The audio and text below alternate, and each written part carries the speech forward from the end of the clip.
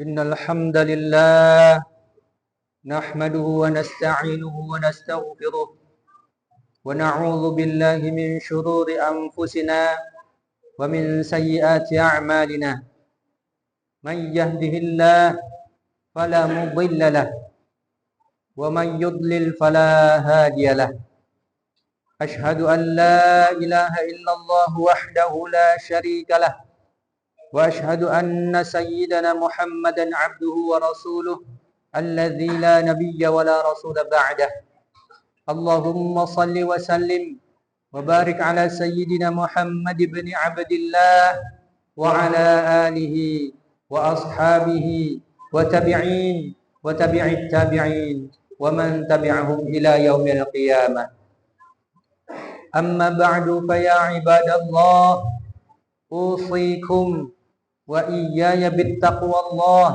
وطاعته لعلكم تفلحون قال الله تعالى في كتابه الكريم أعوذ بالله من الشيطان الرجيم بسم الله الرحمن الرحيم وأن هذا صراطي مستقيما فاتبعوه ولا تتبعوا السبل فتفرق بكم عن سبيله ذلكم وصاكم به لعلكم تتقون وقال رسول الله صلى الله عليه وسلم لا يؤمن أحدكم حتى يكون هواه تبعا لما جئت به صدق الله العظيم وصدق رسوله النبي الكريم ونحن على ذلك من الشاهدين والشاكرين والحمد لله رب العالمين. Hadirin sidang jamaah Jumatul rahimakumullah. Alhamdulillah kita bersyukur kepada Allah Subhanahu wa taala di awal bulan Muharram tahun 1446 Hijriah ini Allah masih melimpahkan nikmat yang begitu besar kepada kita. Nikmat kesehatan, kesempatan, dan yang paling utama adalah nikmat iman dan Islam. Semoga Allah jadikan kehidupan kita kehidupan yang penuh dengan keberkahan. Kematian kita kematian yang penuh dengan keindahan, dan di hari kiamat mudah-mudahan Allah golongkan kita sebagai para penghuni surga yang dirahmati dan diridhoinya. Amin ya rabbal alamin. Salawat dan salam mari kita hadiahkan kepada baginda Rasulullah Muhammad sallallahu alaihi wasallam. Allahumma salli wa sallim wa barik alaihi. Mudah-mudahan dengan banyaknya kita bersalawat sembari kita berupaya dengan sepenuh hati, dengan sungguh-sungguh, sekuat tenaga untuk menjalani kehidupan sesuai dengan sunnah-sunnahnya, kelak di hari kiamat diakui oleh Rasulullah sebagai umatnya dan sama-sama akan mendapatkan syafaatnya. Amin ya rabbal alamin. Sidang jemaah Jumat rahimakumullah, di atas mimbar ini khatib berpesan kepada diri khatib sendiri dan kita semua. Mari sama-sama kita membekali diri kita dengan bekal terbaik di sisi Allah Subhanahu wa taala, yakni bekal iman dan takwa. Kenapa? Karena sesungguhnya ketika nyawa sudah terlepas dari kandungan badan, maka semuanya pasti akan kita tinggalkan. Harta hanya akan menjadi warisan, jabatan hanya akan menjadi rebutan, sementara ketenaran hanya akan menjadi kenangan. Satu-satunya yang membawa kita selamat di hadapan Allah Subhanahu wa taala hanyalah iman dan takwa semata. Sidang jemaah Jumatul rahimakumullah, salah satu bentuk ketakwaan kita kepada Allah Subhanahu wa taala adalah bagaimana kita berupaya bersungguh-sungguh berpikir dan berbuat agar kehidupan kita ini diatur oleh Allah Subhanahu wa taala, baik urusan pribadi, keluarga, bermasyarakat, bahkan bernegara, bagaimana diatur oleh syariah Allah Subhanahu wa taala. Oleh sebab itu, pada hari yang barokah ini, di tempat yang mulia ini, adapun judul khutbah kita pada siang hari ini adalah cara Islam mencegah lahirnya para pejabat korup dan khianat. Sidang jamaah Jumat rahimakumullah, kita amat miris melihat bagaimana kelakuan para pejabat ketika mereka masih berkampanye di depan masyarakat, maka ribuan janji-janji mereka tebarkan. Namun begitu mereka sudah duduk di tempatnya masing-masing, di tempat yang mereka inginkan, maka rakyat pun menjadi korban. Semua janji yang sudah diumumkan bagaikan mimpi di siang bolong, bahkan hampir-hampir mereka menganggap tidak pernah diucapkan. Sidang jemaah Jumat rahimakumullah, dalam 10 tahun terakhir ini kita melihat dan mendengar berbagai kasus yang terjadi pada pejabat negeri kita ini semakin parah. Setidaknya di era Bapak Jokowi ini, kasus-kasus pejabat yang terjerat hukum semakin banyak.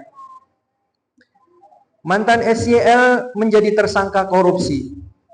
Mantan Menkominfo Johnny G. Plate tersangkut kasus serupa.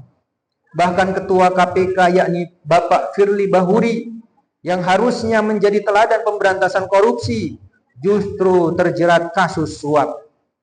Ada pula pelanggaran etika yang dilakukan oleh Ketua Mahkamah Konstitusi yakni Anwar Usman. Tak ketinggalan, yang terbaru adalah kasus asusila atau perzinaan yang menjerat Ketua KPU yakni Hasyim Asy'ari. Na'udzubillah, na'udzubillah. Sidang jemaah Jumat rahimakumullah, belum lagi banyaknya undang-undang dan peraturan-peraturan yang dilahirkan oleh para pejabat sekarang. Peraturan yang mereka keluarkan bukan peraturan yang membela rakyat dan juga masyarakat. Peraturan yang saat ini kontroversial seperti Perpu Ormas, Undang-Undang Cipta Kerja, Undang-Undang IKN, dan revisi Undang-Undang KPK yang sering dikritik karena dianggap lebih menguntungkan penguasa dan pengusaha daripada rakyatnya. Jemaah Jumat rahimakumullah, semua permasalahan ini tentu ada akarnya. Karena kita ketahui bahwa setiap masalah bukan muncul begitu saja.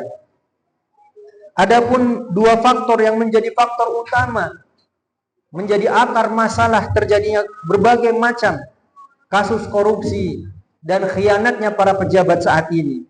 Yang pertama adalah faktor personal, seperti mentalitas korup dan serakah, serta tidak amanah yang sering melekat pada para pejabat, yang terpilih lebih karena pertimbangan politis dan hubungan personal daripada berdasarkan integritas moral atau profesionalisme.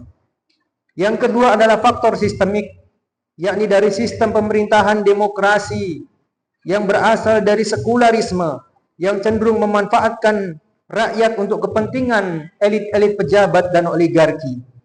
Hal ini menyebabkan banyak kebijakan dan undang-undang cenderung menguntungkan kelompok kekuatan ekonomi tertentu daripada memperhatikan kepentingan rakyat secara luas.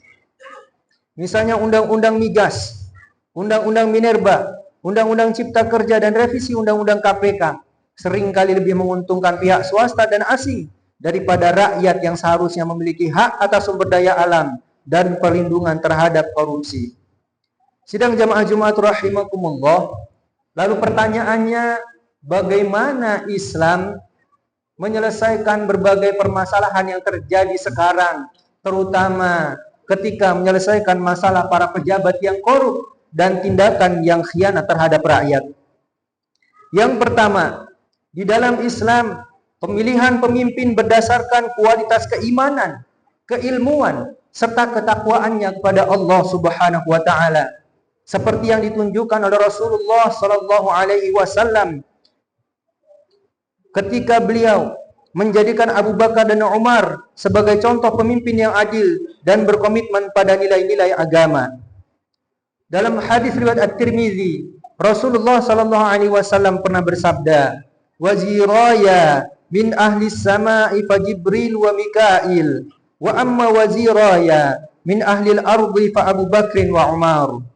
Pembantuku dari penduduk langit adalah Jibril dan Mikail. Adapun pembantuku dari penduduk bumi adalah Abu Bakar dan Umar. Jamaah Jumat rahimakumullah. Yang kedua, solusi sistemik melibatkan penerapan syariah secara komprehensif atau secara kafah, secara totalitas dalam sistem pemerintahan yang diterapkan dalam pembentukan Daulah Islamiyah di Madinah dan Khilafah Islamiyah yang berlangsung berabad-abad, menegakkan hukum Allah Subhanahu wa taala dalam semua aspek kehidupan. Karena dalam pandangan Islam, para pejabat tugasnya bukan membuat undang-undang, tapi para pejabat tugasnya adalah menjalankan segala hukum syariah yang datangnya dari Allah Subhanahu wa taala, termasuk kepada dirinya sendiri. Sehingga hukum Islam tidak berlaku surut, sama seperti kita lihat saat ini, bagaimana sistem demokrasi, hukum hanya tajam kepada rakyat, namun tumpul kepada para pejabat. Hukum hanya tajam kepada rakyat yang miskin, sementara mereka akan tumpul kepada para pengusaha dan para penguasa kelas-kelas kakap. Jemaah Jumat rahimakumullah, dua perkara ini yang menjadi solusi di dalam Islam akan menyelesaikan permasalahan yang terjadi sekarang, di mana para pejabat yang korup dan khianat tidak akan ada lagi. Kenapa? Karena di dalam Islam, seorang penguasa, seorang pemimpin harus diangkat, harus diambil dan dipilih karena ketakwaan dan keilmuannya serta keimanannya kepada Allah Subhanahu wa taala. Dan yang kedua, seorang pemimpin atau para pejabat wajib hukumnya berhukum dengan hukum Allah Subhanahu wa taala sebagaimana yang pernah dicontohkan oleh Rasulullah sallallahu alaihi wasallam dan para sahabatnya, dan itu pernah dicontohkan oleh mereka berabad-abad lamanya hingga runtuh tahun 1924 di Turki yang pada masa itu disebut dengan masa kekhilafahan. Jemaah Jumat rahimakumullah, keteladanan pemimpin dalam Islam seperti yang dicontohkan oleh Rasulullah sallallahu alaihi wasallam dan para khalifah setelahnya sangat penting dijadikan teladan. Para penguasa, para pemimpin di masa Islam amat peduli kepada rakyatnya. Mereka lebih takut perutnya kenyang sementara rakyatnya kelaparan. Berbeda dengan sekarang, mereka lebih takut perutnya lapar dan membiarkan rakyatnya juga kelaparan. Sidang jamaah Jumat rahimakumullah, inilah solusi di dalam Islam, bagaimana menyelesaikan masalah para pejabat-pejabat yang korup dan berkhianat kepada rakyat hingga mengabaikan urusan-urusan rakyat. Fa'tabiru ya ulil albab la'allakum tuflihun. Barakallahu li wa lakum wa lisairil muslimina wal muslimat wal mu'minina wal mu'minat fastaghfiru innahu huwal ghafurur rahim.